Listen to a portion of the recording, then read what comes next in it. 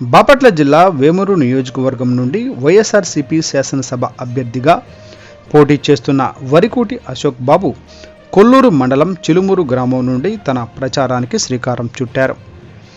భారీగా తరలివచ్చిన పార్టీ శ్రేణులు భారీ గజమాలతో సాదర స్వాగతం పలికారు. అశోక్ బాబు అభిమానులతో కలిసి బైక్ ర్యాలీపై బయలుదేరి కూచిపూడి గ్రామంలోని శ్రీ రామలింగేశ్వర స్వామి దేవస్థానంలో పరమేశ్వరుడికి సతీ సమేతంగా పూజా కార్యక్రమాలు నిర్వహించారు.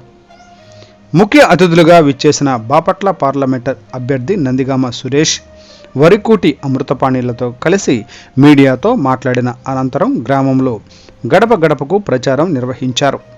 ఈ కార్యక్రమంలో నియోజకవర్గంలోని అన్ని మండలాల నాయకులు, కార్యకర్తలు, అభిమానులు భారీగా తరలివచ్చారు.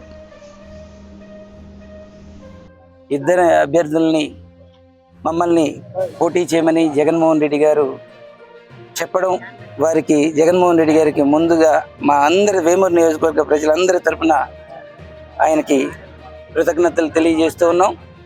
మరి ఈ రోజున ప్రచారం ప్రారంభిస్తూ ఉన్నాం. వేమూరు నియోజకవర్గం చిరుమూరు గ్రామం నుంచి ప్రచారం ప్రారంభిస్తూ ఉన్నాం.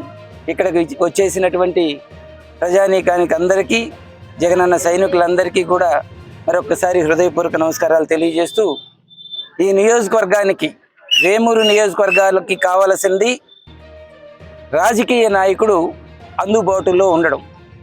ప్రజలకి సమస్యలు అనేవి చెప్పుకోవడానికి కూడా అందుబాటులో లేనటువంటి గతంలో ఉన్నటువంటి నక్కా ఆనందబాబు గారు, ఇప్పుడు పోటీ చేస్తున్నట్టు తెలుగుదేశం పార్టీ తరఫున పోటీ చేస్తున్నటువంటి నక్కా ఆనందబాబు గారు ఈ నియోజకవర్గానికి 3 సార్లు పోటీ చేసి 4వసారి ఓటు అడగడానికి వచ్చిన నక్కా ఆనందబాబు గారికి ఓటు అడిగే హక్కే లేదు. ఎందుకంటే ఆయన అందుబాటులో ఉండడు. ఈ నియోజకవర్గంలో ఓటు వేయించుకుంటాడు, పోయి గుంటూరులో ఆయన ఉంటారు.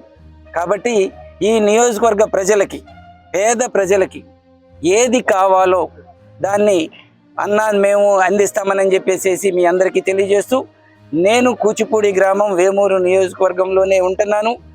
నేను త్రాగే నీరు వేమూరు నియోజకవర్గ నీరు, నేను పీల్చే గాలి వేమూరు నియోజకవర్గ గాలిని పీలుస్తున్నాను.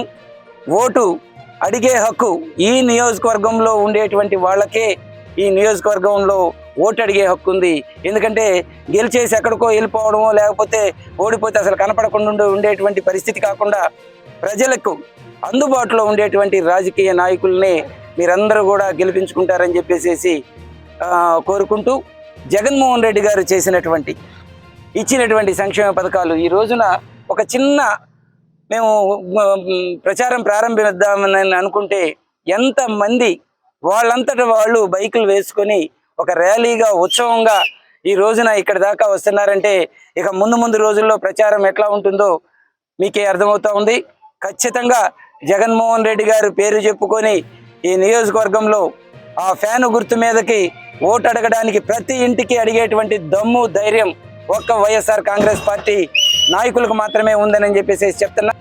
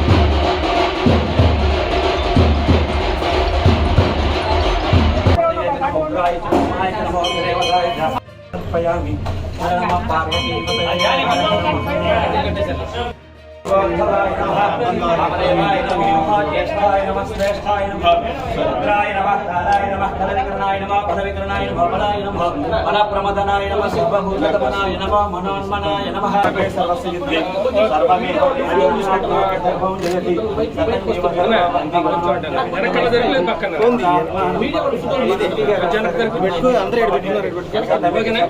దీర్ఘమాయు గంగా పార్వతీ ఇది అర్థమవుతుంది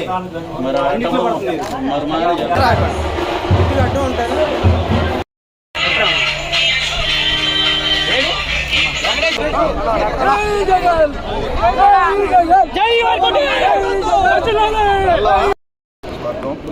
చిలుమూరు గ్రామం కొద్ది కింద పెట్టండి లోగోలు మొక్కలు కనపడదు. ఎన్నికల ప్రచారం ప్రారంభించడం చాలా సంతోషంగా ఉంది.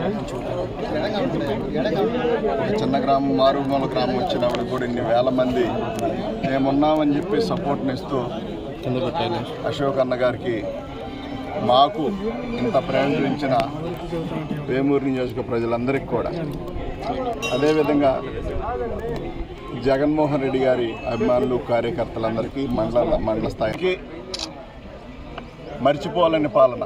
నాయకుడు అంటే ఇట్లా ఉండాలి, నాయకుడు అంటే ఇస్తే మాట తప్పకూడదు, ఖచ్చితంగా మాట నెరవేర్చుకోవాలని చెప్పే విధంగా జగన్మోహన్ రెడ్డి గారు ఇవాళ పాలన అందిస్తూ ఉన్నారు. ప్రతిపక్షాలు పాపం ఒక్కడిని ఎదుర్కోలేక ఆయన్ని ఎదుర్కొనే దమ్ము చాలక నువ్వా నువ్వా నువ్వా అని చెప్పి హైదరాబాదు, ఢిల్లీ, అదేవిధంగా ఏపీ అన్ని చోట్లకి తిరిగి రకరకాల జనాలను పోగేసుకొని ఇవాళ 10-15 తలకాయలు అంటించుకొని మీడియాల రూపంలో కానీ నాయకుల రూపంలో కానీ చంద్రబాబు నాయుడు గారు ఈ మధ్యకాలంలో మనం దేశ ప్రధాని నరేంద్ర మోడీ గారి సభ చూసాం. ఆ సభ ఎంత ఫెయిల్యూరో మీరు అందరూ కూడా చూశారు. ఆ సభ ఏ రకంగా ఫెయిల్ అయిందో ఖచ్చితంగా చంద్రబాబు నాయుడు 24లో కూడా అదే విధంగా ఫెయిల్ అవ్వబోతామన్నాడు. జగన్మోహన్ రెడ్డి కూడా నేల కొరిగే విధంగా చంద్రబాబు నాయుడు మరి పడిపోతూ ఉన్నారు. కాబట్టి ఏది ఏమైనా మేము ప్రజలు నమ్మాం, పైన ఉన్న దేవుడిని నమ్మాం. మొదటి నుంచి కూడా జగన్మోహన్ రెడ్డి గారు చెప్తా ఉన్నది అదే, మా నాయకులందరం కూడా మేము అదే కోరుకుంటా ఉన్నాం.